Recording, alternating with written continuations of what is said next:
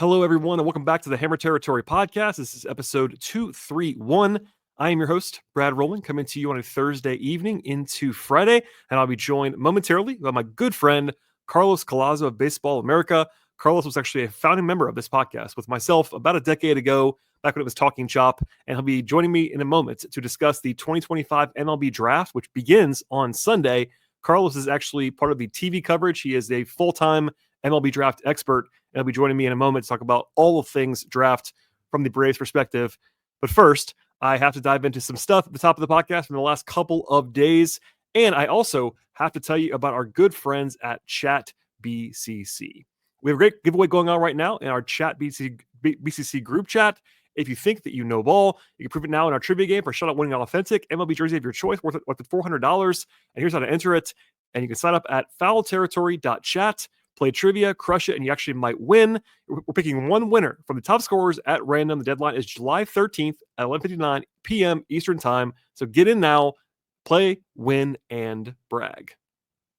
From there, it was not the best week for the Braves. That's been a familiar, really, theme for a while now. This is a lost season in a lot of ways, it feels like. I know last time I was on the show, I was pushing back on that a little bit to the point where at least I was giving them like a 10% chance to make the playoffs. That has now dropped considerably since that point. Even entering today, it was in the 5% range at Fangraphs before the Braves lost again on Thursday to lose the series to the A's out in Sacramento. As discussed on our most recent episode on Tuesday evening into Wednesday, it was an embarrassing loss in the opener of that series in Sacramento, a 10-1 defeat that Sean Coleman and Stephen Tolbert broke down in detail. That brought the Braves to 0-11 in the state of California this season, which is pretty unreal. They finally won a game on Wednesday and then lost a game again tonight. Wednesday was at least a kind of encouraging night in a lot of ways. Obviously, a lot of things are basically out the window at this point, but just judging it for what it was, Ronald Acuna came back after he was a late scratch in kind of concerning fashion on Tuesday. He ended up playing and also homering on the in the first batter that he saw, basically. That was a nice sign for him. Also, he homered again later in the game on an 0-2 pitch to the opposite field. Just an absolutely ridiculous Ronald Acuna elite swing. It was his 14th career multi-home run game, so good to see him back and presumably still now in line to participate on Monday in the Derby and Tuesday in the All-Star game. The Braves scored 4 runs in the first inning on Wednesday in a nice breath of fresh air. Baldwin also homered in that game, in that first inning. It was the first time this season the Braves scored at least 4 runs in the first inning. The offense was, of course, pretty bad last year, and it did that 5 times. So we're well over halfway, and only being able to do that once this season is kind of indicative of where things were. In comparison, the Braves scored 4 runs or more in the first inning 14 times in 2023. Obviously, that was the outlier best offense of all time season, but still, that's a far cry from this year. Also, it was the first time on Wednesday that the Braves hit at least 5 home runs in a game. Ozuna and Riley went deep as well, in addition to the Acuna pair of home runs and then Baldwin. It was Ozuna's first home run in like 4 weeks, so he was kind of due for one after having a lot of lack of power in recent days. And look, it was also a nice bounce back start for Bryce Elder.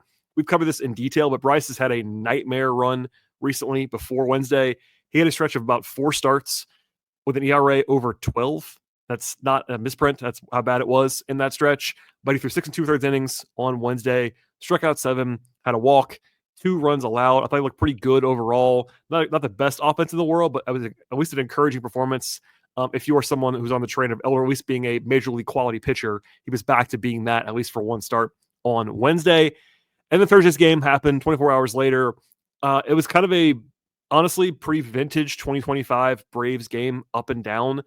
It began with 11 consecutive outs for the offense. Then they went double home run to tie the game at 3-3 after they were down 3-0. Then they took the lead in the 7th on an Ozzie Albies home run, his first in a while. The A's then answered it with a home run of their own in the 8th inning, and then it was an on-brand way to end the game on Thursday. The Braves failed to score twice in a row in extra innings in the 10th and then the 11th. And if you have followed along closely, the expectation should be that you score more often than not in extra innings. It's not the same as a regular inning where you can kind of bank on holding a team at bay. You are supposed to score. And if you don't twice in a row and you're the visiting team, you are probably going to lose. And that happened in this spot because it really only takes one basically ground ball to get through the infield, which is what happened to Aaron Bummer in the 11th. And the A's walk it off for another loss for the Braves, 5-4. They fall to 40-52, which is just mind-blowing at this point in time. And the money stat in a lot of ways this year, at least on the record side of things, the Braves are now 11-23 in one-run games. So basically, they are 500 in games that are not decided by one run, and they are minus 12 games under 500 in the 34 one-run games this year. There's a little bit of luck in that, a little bit of bad execution in that, but no matter what happens, it's a disastrous outcome. And if you don't win any close games, you are going to have a hard time winning a lot of games, as we've seen so far for the Braves. Also, a little bit of insult to injury. This is a game that was already kind of oddly scheduled. It was a later game in Sacramento. They had to fly to St. Louis. They were already supposed to be getting in at like 5 a.m, and then the game went to extra innings. So it's going to be a very late night and an early morning in St. Louis for the game on Thursday. No getaway day, off day, none of that stuff. A tough spot. Last note on the game on Thursday, by the way, I thought Strider was fine. He led 3 runs in 6 2/3 innings, which is not like incredible for him, but struck out 11, 3 walks, gave up 1 home run. I thought he pitched fairly well. A couple mistakes. There was the 1 home run in the first, basically. That was basically the difference. That was really his entire mistakes in the game. I thought he looked totally fine and dominant for the rest of the night, but that was enough. And we'll leave it there on the game side of things. Obviously, another series loss. It's just stacking up over and over and over again on the Braves. And we all know the story at this point in time. We'll do much more deep dives on kind of the state of things as the All-Star break arrives. But again, going back to that fateful opening 2-game stretch against the Mets in late June, the Braves are now 3-11 since then, losing every series since that point when there was a little bit of optimism on June 24th. It has been all downhill in a hurry for this team since then. 2 quick news items before we get into the actual interview with myself and Carlos. After the last show we did on our feed, Didier Fuentes was optioned. That was the expected outcome after the outing that he had on Tuesday. It happened pretty quickly overnight. They called up Nathan Wiles. The Braves are still listing a TBD as a starter for Saturday and Sunday. They had Grant Holmes on Friday in St. Louis, but the last 2 starts of the first quote-unquote half of the season are still very much up for debate. We don't know what's going to happen there. It's a big TBD, and we will see how they handle all of that. And the last thing is kind of a brief one, and we'll probably spend more time on this either later this week or into next week. But Robert Murray, who does a great job, I think, is honestly a pretty underrated MLB insider reporter. He reported that the Braves, quote, have not discussed Chris Sale in trade talks and will not consider moving the left-hander or any other player under control beyond 2025, end quote. That came out on Thursday. This is a very similar sentiment than what's been out there before, especially about Sale. Alex Anthopoulos had a very similar, pretty, cut and dry statement a few weeks ago on the radio. But the situation around them has changed a lot. Again, they are now 3-11 in the last 14 games, and they're all but out of it. Like, we're down to like 3% at this point in time to make the playoffs. So for the record, I do think that as of July 10th, Sale is not on the table. That's consistent with what I've heard behind the scenes and kind of gather at this point in time. But the other part of this, the quote, or any player under control beyond 2025, end quote, that part is a lot more questionable. Again, we'll get into this more often later on, probably into next week and beyond that. But that wording would include a lot of guys who probably should at least be on the table. There are varying degrees of guys that could or could not be traded. But for me, even though I'm pretty high on all of these guys, you got your Pierce Johnson, Aaron Bummer, Dylan Lee group who are really good. And if they can command trade stuff, you got to think about it. Relievers can be traded. They're volatile. That's possible. Michael Harris obviously is having a bad season. I'm not saying you bail on him entirely, but if they got real value for him, you should at least consider doing that. Even Sean Murphy. I have been resident Sean Murphy defender. Sean Murphy is very good. If the Braves got a really, really good offer for Sean Murphy, they have to think about it. You just have to, because of the way that Baldwin is playing and the way that things have gone the last year and a half, and especially the last couple months for this team. So long story short, I think that doing a blanket policy at this point to not trade anyone with control after this year is a little bit short-sighted. I get the thought of it, not wanting to trade guys who have extended for you, but for me, you can't go into next season with every single player signed for next year still being on the team. That's kind of a non-starter for me. So anyway, we'll leave it there for now.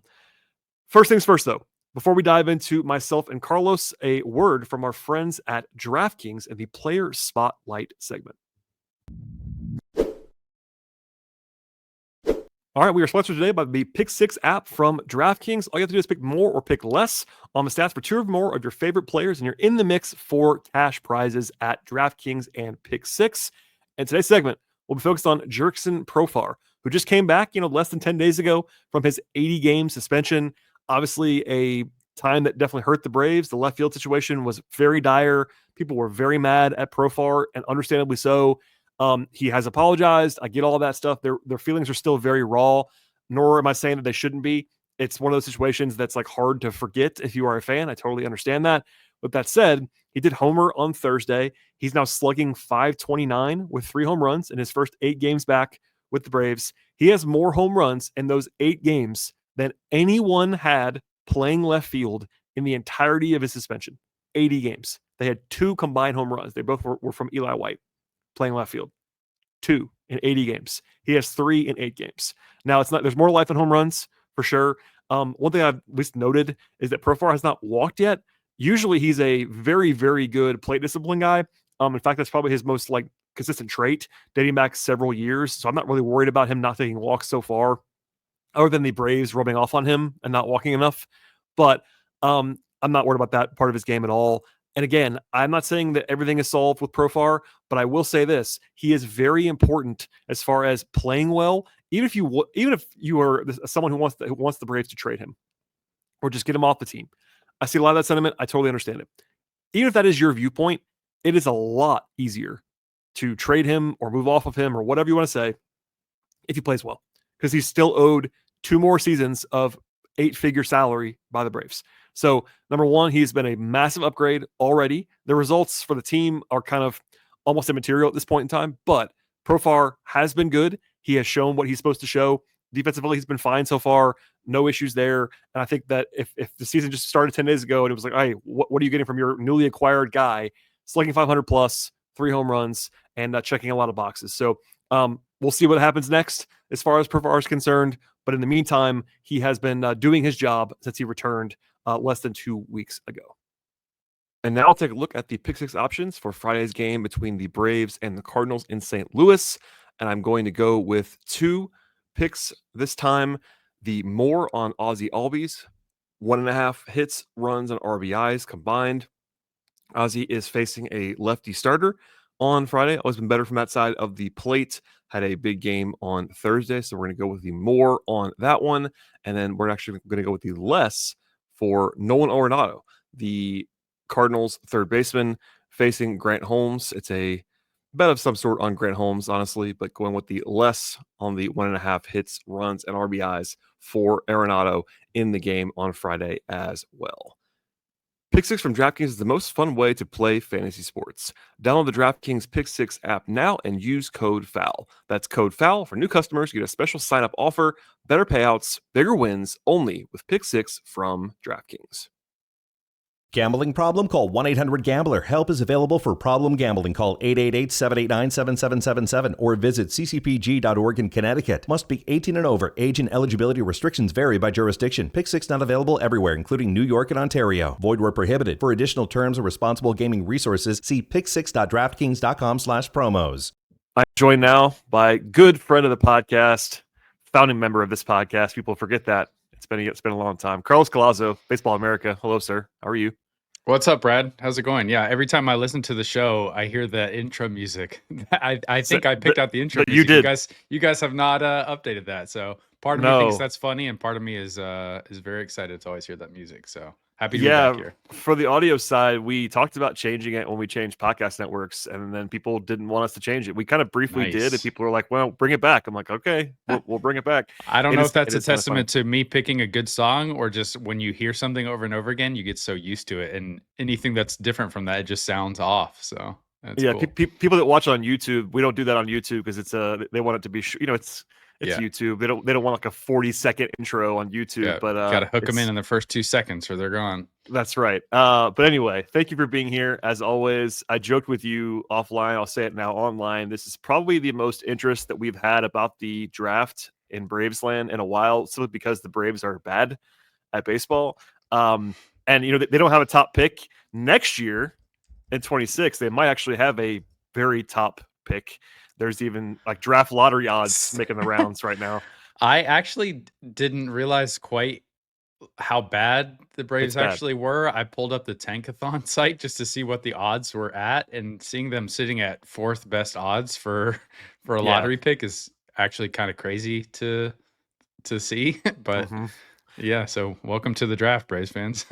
Yeah, Or I welcome know you're in. back. I know you're in draft mode. The Braves have spiraled very badly the last couple of weeks, so that's where things are. Not exactly upbeat, but you're here to provide the analysis that I cannot provide. I will say at the top, as I always do when we talk, I don't know anything about the draft, and that's why I bring on someone who covers the draft as his full time job to talk about this stuff. I do have one non draft question about the Braves, and it has to do with the minor league system. And I Mm. know that's not what you're doing all the time, so I'm not going to put you in a bad spot. But the consensus is not the best system. It's very pitching heavy as well, and seems to be a lot of the talent at the lower levels. Like one of the complaints right now is that the Braves don't really have anybody to bring up to help them at the big league level. Like because Drake Hmm. Baldwin's already gotten there, and Didier Fuentes is a guy that people like. He's gotten absolutely killed in the majors. He's not ready yet. All those things. Um, where do you kind of stand on that as far as like as we talk about the draft, trying to restock this system? They've not drafted super well at the top of the draft the last few years, for example. What do you make of the system and kind of where the Braves are stacking up right now and kind of looking ahead because they have to look ahead now? Yeah, I feel like we've had the Braves as kind of like a bottom third farm system for a few years now. I mean, part of that is just because they've been picking at the back. Part of that is because they've graduated players who we had in top 100 consideration. And so once those guys go, it really takes a hit to our farm system rankings. The one thing I will say for the Braves is that even if they don't have the best farm system, it does feel like every year they produce a player or two that plays a role on the big league team. And I think there is still something to that. The pitching heavy nature of the organization has been super strong for years now. They've been one of the most aggressive teams in targeting pitching at the very top of the draft for maybe 4 or 5 years at this point, and that's continued to happen no matter really who's running the scouting department. We'll talk about it a little bit later, but they're tied to a lot of pitchers this year, so it could happen again. But that's really what has continued to stand out to me the most about the Brave system. Is just there are not a ton of bats that you can point to with confidence. I mean, I know for a little while there, Braves fans were really excited about Nacho Alvarez. I don't think we ever had him in top 100 consideration. Just the tool set and the impact potential was a little bit light. This offseason, I was excited about John Hill. I'm not sure if he's had a great season. I can't say I've been super locked in, but there are a couple like prominent international players that I really think the Braves are probably banking on to Yeah. live up to some of their expectations that came on signing day. Um, Outside of that, like I do like some of their young pitchers at the top, but a lot of these guys have dealt with injury. Guys like Owen Murphy, J.R. Ritchie have shown really impressive things in flashes. Cam Caminiti, I think, has really impressive arm talent. But now you're looking at a lot of the guys at the top of their system are in the lower levels of the minors. Now that Smith Shawver, Drake Baldwin have graduated, so I think they could use some reinforcements. Yeah, they certainly can. I have to ask you because it's not Braves. It's not directly related to the Braves, but it's a division team. Hmm. The Nationals just fired their front office and on the eve of the draft, and they have the number one overall pick, and that was a like pretty big topic in baseball the last few days. I know this is kind of your beat. So, are you hearing anything interesting there? And what did you make of the decision to do that? Because, like, again, it probably wouldn't get the same amount of attention if they didn't have literally the number one overall pick. But when you have the Yeah, top pick, it's like, hey, who's making this pick? What are they doing? Like, what's going on right. there? Yeah, very weird situation. It's not happened since I've been covering the draft for BA since 2017, but we have seen moves sort of like this in the past. In 2006, the Royals had a similar shakeup right before the draft.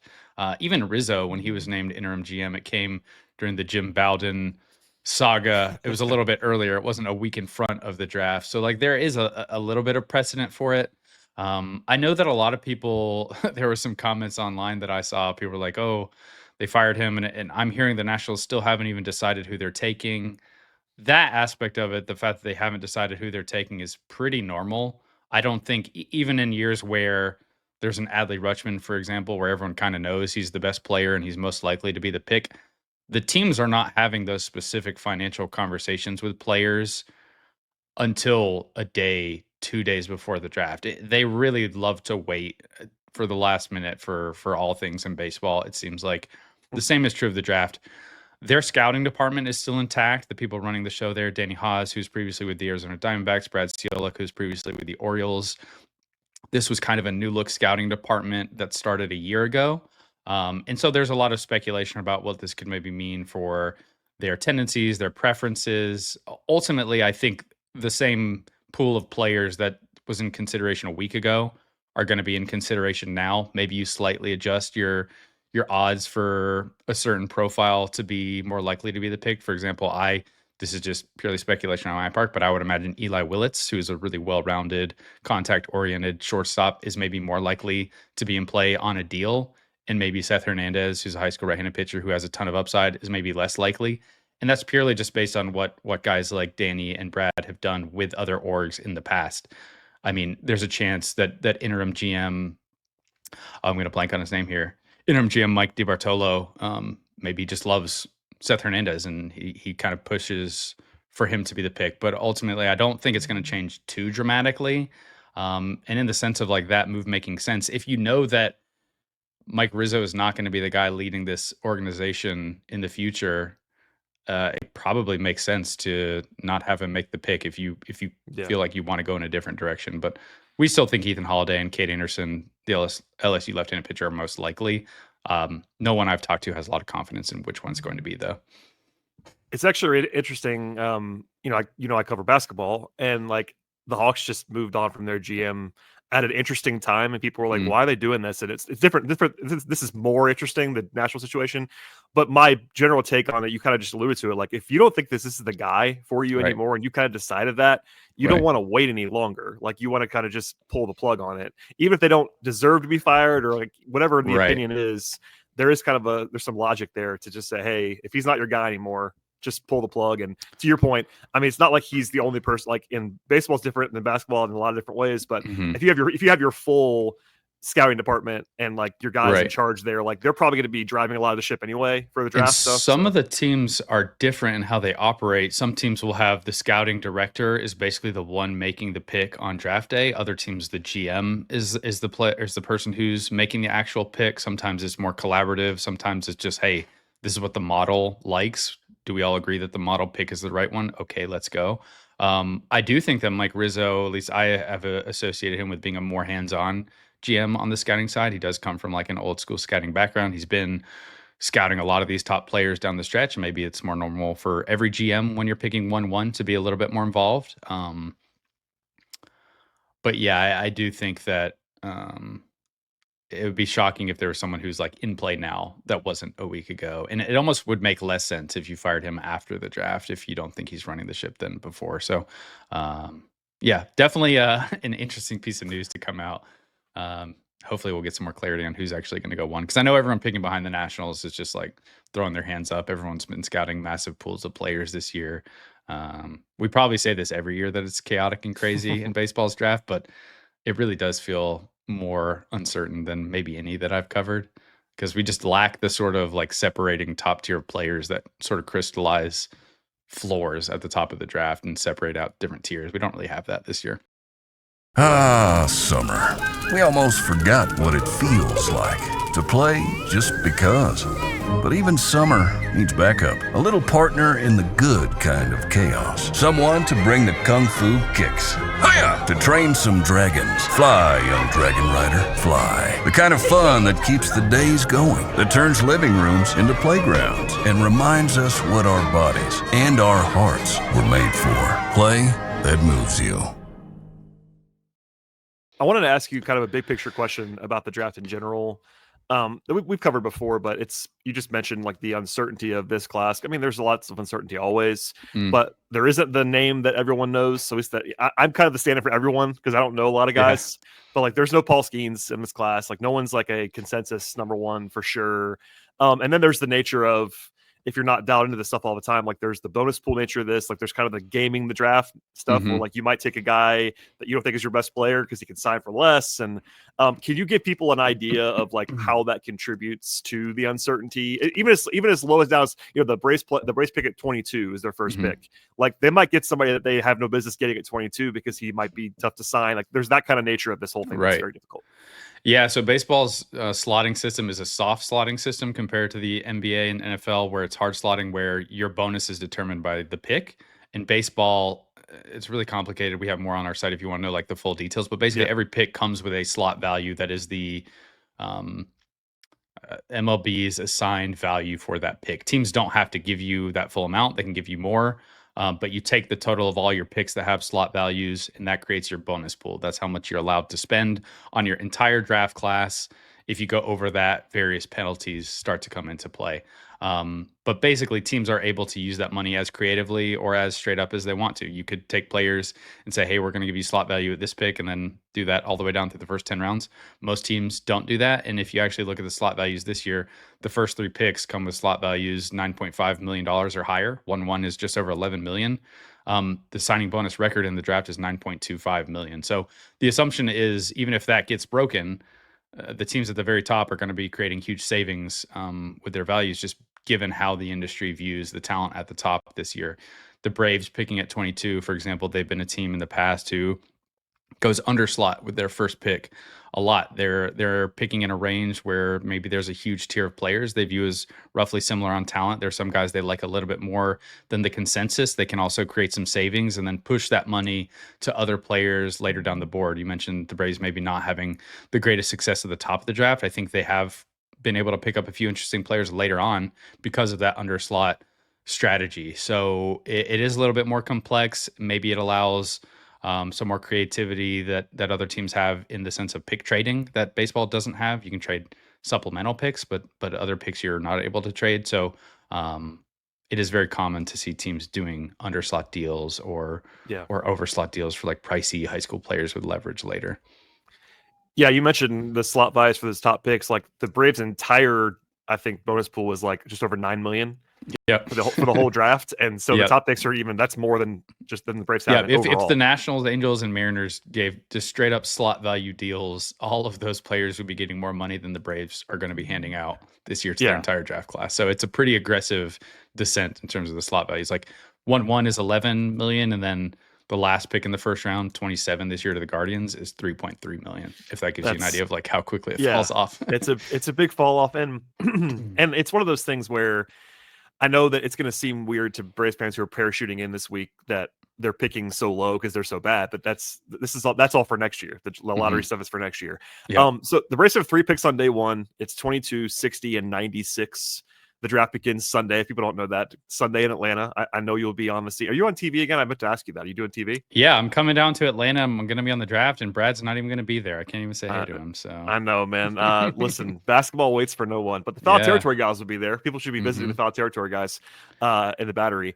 But yeah, so 3 picks on day 1, and then because of free for all after that. But I mean, we talked about it a little bit earlier, but I want to just give the number because I pulled it. The Braves have picked a pitcher in the first round 6 consecutive years. I think that's the most of any team. And they've also gone, this is actually crazier in some ways. They've also picked their top 3 picks on pitchers in 4 straight drafts. Yep. So like we talked about how pitching heavy they are. That's 6 in a row. And then their last 12 top 3 picks have been pitchers. Right.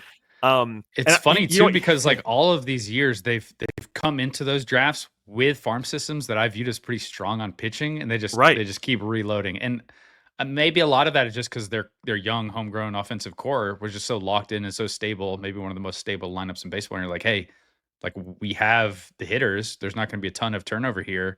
Maybe now we're seeing that some of that turnover is going to start to happen. There's some more holes that are being created that you don't have obvious replacements for. So. Yeah, I do think that there is probably, and it'll be even a tougher sell this year, but there's probably a little bit of a disconnect between fans. They're like, hey, we don't have a player at this position. We have to draft this player at this position. And it's not really how the baseball draft works, because the guys who are college hitters or college pitchers are still so far away that you're not going to do that. Yep. Nor can you like cross stuff off. So I think maybe there is a little bit of a dissonance there as far as how this all goes, but also it is a tough sell to even to me, like just as a informed fan in this way. Like, if you're a pitching heavy system and everyone agrees on that, you just said it, and everyone's all right. It's very natural to want to get a hitter in the draft to get excited about and say, hey, this can maybe help balance things out. Like, we don't have a lot of hitters to point to. So that makes perfect sense to me, even if like, hey, best player available is the strategy. And if for 6 straight years you legitimately have done best player available and it just happens to be pitchers, so be it. But I can understand the like desire to see a different profile. Well, and also I have a hard time, and I don't know, maybe I'm wrong, you can correct me. I have a hard time believing that they really think the best player available 6 straight years was a pitcher. And again, the top 3 picks the last 4 years were all pitchers. Like, that's got to be a strategic, schematic something that they're trying to just add through. Maybe they think it's easier to draft pitchers and acquire hitters another way or whatever. I mean, do you have any like idea on I know you're on the outside of this stuff, but like, do you have any intel, any thought as to why they might do that? Like, even strategically, whether you agree or not? Yeah, I also think that there could be a pretty decent counter to that, in the sense that, like, there are a lot of teams whose strategies is very much, we're going to take hitters at the top and we're going to get our pitchers later, because we've found that later in the draft, it is a lot easier to find kind of diamonds in the rough on the pitching side. There's a lot of things we can do on pitching development that we can't do with hitters. So we're going to take the elite hitters at the very top before they all disappear. And there's plenty of wild card pitching options later. So many teams do that now that I think you can make a pretty compelling case for a team like the Braves to say, hey, all these teams are jumping on hitters we have further down the board higher because they just don't want to take pitchers early on. That's fine. That's pushing down talented pitchers to us. Cam Caminiti, I think people overstate the degree to which he was a steal for the Braves last year because he was mocked so frequently in front of the Braves, but we had him on our rankings, which is much more of a, like, this is how the players line up on talent, right where they were picking. But if you're one of the few teams willing to take these upside high school pitchers, and again, there are some teams who are just, they will not take a high school pitcher in the first round because they don't think the risk is worth it, no matter really who that high school pitcher is. So if you're a team like the Braves and you are more tolerant of taking on risk, and given some of the pitchers they've taken who have had injury concerns, they definitely feel like one of the more risk tolerant teams in the industry. Like, it's only teams like the Padres and maybe the Dodgers that I would say are very clearly more willing to take on risk. That's going to naturally push down those sort of pitching profiles to you when you're picking at the back of the draft. When you're picking at the top, it would be a lot harder to say, okay, there are no hitters around here in typical drafts. So yeah, I think there are a number of different arguments you could make on that side, and it's kind of interesting, just given how allergic some teams seem to be to pitching with their first pick and high school pitching, just period, this high. So I know part of your a small part of your job is to you have to do mock drafts and things. That's how this works. Just dropped another one this morning. I have not seen it yet, so I'm glad you said that. I'm not going to give everything away that you've written already, but I know at least a couple of the mocks I've seen have pitchers to the Braves. Oh yeah, at 22. Is that because you think that they're more likely to draft a pitcher? Have you heard anything to that degree? Not that you're going to be a soothsayer here. It's hard to do, especially at 22. Like, you don't know who's going to be available, obviously. But is that something that you assume is going to happen in the future because you've seen it happen in the past that they might favor pitching more than hitting still? Yeah, sometimes I wonder, like, does everyone in the industry get too locked into what has previously happened and just assume those similar profiles are coming again? And I've thought that for several years now for the Braves, and it just keeps happening. So there clearly is some truth to it. Like, Gage Wood is a name that we've had mocked him frequently. I think on talent, he belongs here or higher. He does have some medical questions, which, again, what we've just been talking about with the Braves, like, that fits. He has a fastball shape that seems to be a sort of ideal fastball shape that the Braves have really coveted with some of their other picks. I've also heard them tied to a guy in Anthony Ianson, who maybe will be the second LSU pitcher who goes in the first round. Names like Patrick Forbes, Cruz Schoolcraft could make a lot of sense because they're similar profiles to what the Braves have targeted in the past. So they are, once you get into the 20s, late teens, 20s, there are not a lot of obvious pitchers that fit there. I think Gage Wood and Cruz Schoolcraft are the two that fit most comfortably on talent alone. And a lot of people just seem to associate them with pitching even still. So I think there is something to it. We've also heard them linked to a couple high school shortstops. Josh Hammond and then Ryan Mitchell in particular are two names I would keep in mind for the Braves at 22. A lot of these names are players who I assume they would be on deals. They don't feel, for a lot of them, Ianson, Ryan Mitchell, maybe even Hammond, maybe a guy like Zach Root. It feels like their market starts more in the comp round. So my assumption would be if any of those players go to the Braves, it would be on a deal for them to maybe save some money for an overslot play later. So those are some of the names. And yeah, they are kind of in between. This is actually an interesting part of the draft this year. They're in between this hyper analytical model driven group from 15 to 21, Red Sox, Twins, Cubs, D-backs, Orioles, Brewers, Astros. All those teams really have been tied to the same sort of hitting profiles. Maybe Astros and Brewers a little more like boom bust offensive profiles than the others. Brewers, Orioles, I should say. And then after the Braves, you have much more like old school, scouty, high upside athletic preps are the teams mentioned to the Royals, the Tigers, the Padres, the Phillies, and then Guardians more model, and then Royals again at 28. So it does feel like they are kind of this like dividing line between vastly different philosophical ideas about what you should be doing in the draft. And I think in some ways the Braves have kind of like walked along that line themselves, because most of the analytical teams are not on high school pitchers or pitching in the first round. But the Braves are obviously more model oriented than they were under Brian Bridges a while ago, for instance, who's picking right behind them at 23 as the scouting director for the Royals. So I think they're in like just a fun spot in the draft, to be honest. Yeah, I was going to ask, like, what kind of, I mean, it feels to me that they're in the middle of those two camps, generally speaking. And again, that's from the outside, but like they're not super analytical compared to some organizations. There was I don't know if you would have seen this, but there was like somebody did like a study of like how many people in every organization are like listed in analytical roles. I did see that. Did you see that? The Braves showed up way lower. They were way lower expected. Yeah. And it's hard for me to buy into that like 100% because I think teams try and hide those numbers. Like I was going to ask you that. Our directory. Yep. Yeah, we put together a directory each year. We're basically just trying to get like the front office, the names, who's working for your team, just so people are aware of it. It's something we've been doing since before I've been here. And in the last few years, it has been a pain for the people creating that book because teams are so cagey. Like everything is a competitive advantage. Even the number of people you have working in a certain area, you don't want to give that away and tip anything. So in my head, I think of the Braves as more of an analytical model team than like an old school scouting team now. But I do think they have a solid blend. I don't think they're the hyper model Astros of like the late teens. Yeah, I without giving too much away, I know someone who works in an analytical role and is not in a job that would say that. Right. You looked at the title of that person. I think that's massively common throughout the industry, to be honest. That's where I'll leave it. But yeah, it's one of those, it's interesting. And I saw that study and I was like, I get it, but I think that's a little bit misleading for the Braves. There's a lot of noise there, but also I appreciate the effort of trying to track that down because it's interesting. So it probably helps people on the outside.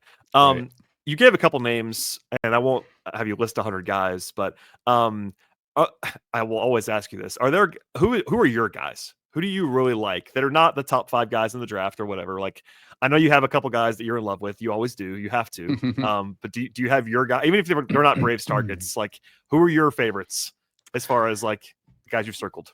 Yeah, so if I have to push, you can draw the line for me wherever you want. Where on our board should I? Where on the board should I avoid? Top 5, top 10, top 15? I mean, don't give me the top 5 guys unless there's someone that you think is just like incredible. Unless there's someone you're just like 100% sold on, which you can't possibly be 100% sold on anybody. But, I can answer both. Like Seth Hernandez would be my 1-1 pick. Okay, he's just my favorite guy in the class. Super risky profile, but I think he's got the most upside in the class. Then I'll move on from the top guys. One player that I've consistently come back to and really liked, and I've really enjoyed watching his ascent up the board, is JoJo Parker, who's a high school shortstop out of Mississippi. I tried to get him in all 3 of the staff drafts we did, which is where we just get a lot of BA writers and make picks based on who we would take personally. I couldn't get him in the final one, and it really upset me. He went like top 10. I think he's got a chance to go top 10 on draft day. I think they're in this class in particular, to get with the hitters, you often have to sacrifice a lot of hit tool confidence if you want to get any sort of impact at all. And I think JoJo Parker has one of the more balanced hit power combinations in the class with a hit tool that I still feel pretty good about. And I assume that's why he's moving out the board. He's also really athletic. Tyler Bremner at UC Santa Barbara is a right-handed pitcher who entered the year for us as like SP2, maybe neck and neck with Jamie Arnold. he had a slow start to the year, but really finished strong. And I think even in his down starts, performance-wise, the stuff was just as good as it's always been. I think he is one of the most safe college starter pitching profiles. Like he just checks the boxes. He throws hard. He's got an elite changeup. He throws strikes. He's got a high spin slider. And he really started putting things together down the stretch. So like halfway through the year, people were talking about him maybe slipping into the 20s. I was always kind of surprised, and it sounds like he's going to go a lot sooner than that on draft day. So he's a name that I really like. Maybe a couple other guys here, kind of a little bit closer to Braves territory. I don't think he's going to be available here, but over the last few days, Merrick Houston, the shortstop at Wake Forest, is a player who it sounds like he could get a little bit closer to the Braves. I've not heard him associated with Atlanta in particular, but I do just like his profile in general. Again, another fairly safe profile in this class. He's one of the best defenders, maybe a 70 grade defender at shortstop. He's super reliable, athletic, fast. He's always been this really high contact sort of bat with Wake Forest. And then this year he started to unlock a little bit more power. I think there are some nitpicks you could still poke with him in terms of like really granular offensive question marks, but I do like the just general trajectory of him. I think there are some shades of Jeremy Pena with the Astros with Merrick Houston. If you think that's the player you're getting, that's a pretty good player. So if he comes into play at all for the Braves, just with like wanting to see some more hitters in that system, that would be a fun one for me. And then maybe one more, because this is the profile I typically really find myself liking. But high school shortstop, I guess I have mentioned JoJo Parker. Another high school shortstop I really like is Casey Cunningham, who is like the Kevin McGonigal sort of profile this year. If you guys are prospect junkies and are familiar with McGonigal, like a smaller left-handed hitting high school shortstop who's a risk to move to second base and doesn't have the greatest speed or like fielding ability, but his hit tool might be the very best in the class. It's just a super compact swing. I think we have 2+ hit tool grades in this class. One of those is Casey Cunningham, and he's if I had to point and say, okay, you have to pick the best pure hitter in the class, Casey Cunningham would be the player I picked. And it sounds like he also has a chance to slip into the 20s, which I don't think should happen. But it sounds like it could. Again, it doesn't feel like a Braves pick to me, but if I was a Braves fan, he was on the board and they did wind up taking him, I'd be pretty excited about that bet. Yeah, and I always go through and look at like guys that have local ties, because the Braves do like to, not always, but they do tend to pick some guys close to home. Yeah. Maybe not early, but like I was just certain I know nothing about these guys, but like I saw names like Dax Kilby is a guy, a high school shortstop from Noonan. Like that's a name that was Austin, Georgia. Daniel Pierce is from Mill Creek High School. That's not far in the suburbs, out not super close, but not far either. Like within an hour of Truist Park. Gotcha. So he would definitely be in their range. Maybe he'll go before, but that's probably the most exciting local guy that I can think of. But yeah, throw any more at me if you saw him. I mean, you got your college guys from Georgia Tech and Georgia. I thought there were 3 or 4 that are like in the top 100 that I was like, oh, okay, that's a name that I might keep an eye on. I don't know. I'm just throwing out stuff at this point in time because it's hard to talk about. I know that for everybody. One more thing. Do you have a favorite like guy down the board? Because I know you're like a sicko and you have to have like 500. How many guys have you like actually scouted? Is it like 1,000, 500? So we have a database each year that has like our whole list of names that we've been considering for like a year plus in the process, and we've got just under 1,200 names, and we're gonna have 500 full. We're actually today, I think, after I get off with you, we'll be like putting the finishing touches on the last few updated reports to get our board updated, to get our tool grades updated. So yeah, there have been a lot. Honestly, at a certain point, they all start to blend together a little bit. There are only so many ways you can write up like a projection skinny high school right-handed pitcher. Yeah. Further down the board, guys I like, one player who's gotten some buzz recently is Cooper Fleming, who's a high school shortstop out of California. I just think he's a really well-rounded player, hits, defends, not like the toolsiest, the fastest, the most power, but he has a projectable frame. See if there's another guy who I'm like really jazzed up about here. Landon Harmon is one I go to a lot. He's kind of we have him at 65 on our board, so like second, third round range on talent. Mississippi high school right-hander, 6'5", 190 pounds, like ideal pitcher's frame. He has some of the most exciting arm speed that I've seen for a high school pitcher in this class, and really probably in recent memory. He gets to 98 like he's playing catch. It's kind of insane. So he would be like a high upside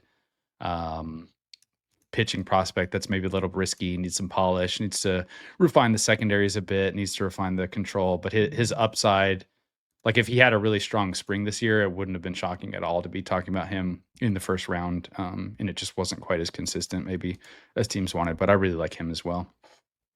Sounds about right to me. I cannot interrogate that. But no, I as someone who covers the NBA draft, not as seriously as you do the baseball draft, but I do a lot of NBA draft stuff. You gotta know, like, it. You're the NBA draft expert in my mind. So. But you gotta know like 100 guys, I would say, not 1,200. So it's this year I'm a little nervous this year because we're doing rounds 1 through 3 on the first night for the first time. So that just adds a whole extra round where teams like the Padres or Rangers can take some hideout guy that I've never heard of and make me look like a fool. So fingers crossed that doesn't happen. Yeah, you got 500 names. So I guess say keep your iPad handy if you need to start dialing some stuff up. And now we go to Carlos to talk about said player, and you're like deer in the headlights, like it's Evan Carter flashbacks all over again. Listen, if that happens to you on TV on Sunday, I want you to text me after and say, "Hey, this player had no clue." Don't say it on the air. You'll be able to fake it. You'll be just fine. But if that doesn't happen, I want to know about it behind the scenes if that happens. For sure, I'll let you know, Brad.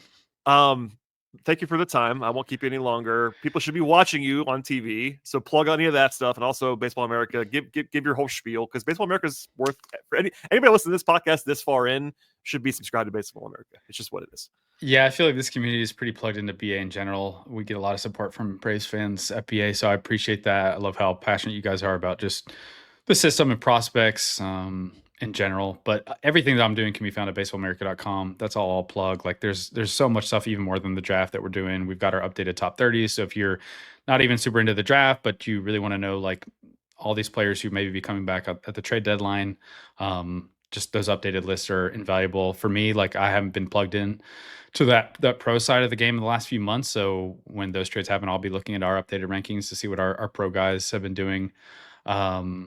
And then, on the actual draft itself, I'll be on MLB Networks. They'll be televising the first 3 rounds. So if you want to see me talk about some players on the draft with Dan O'Dowd and Jim Callis and Lance Brozdowski, then it's going to be fun. So we'll see what happens. But thank you guys for just supporting BA in general if you do. And if this convo is interesting to you, maybe check out BA if you have not.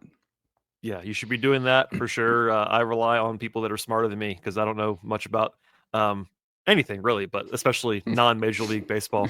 Well, Carlos, thank you for doing this, man. I appreciate it as always. I'm sure you dread the text that I send you around this time of year. But, no, hey, I actually love it. It's a nice, good annual tradition. You're one of the few people that I'll clear my calendar for to make sure I get on this pod, because there are a lot of people that at this stage I have to be like, I don't really have time. I'm sorry. Yeah, and for you, Brad, anytime. I appreciate you doing that. I will not take advantage of it, but thank you for doing this, my friend. People should be checking out Baseball America one more time. Watch Carlos on TV. Subscribe to this podcast, The Hammer Territory, and we'll see everybody next time.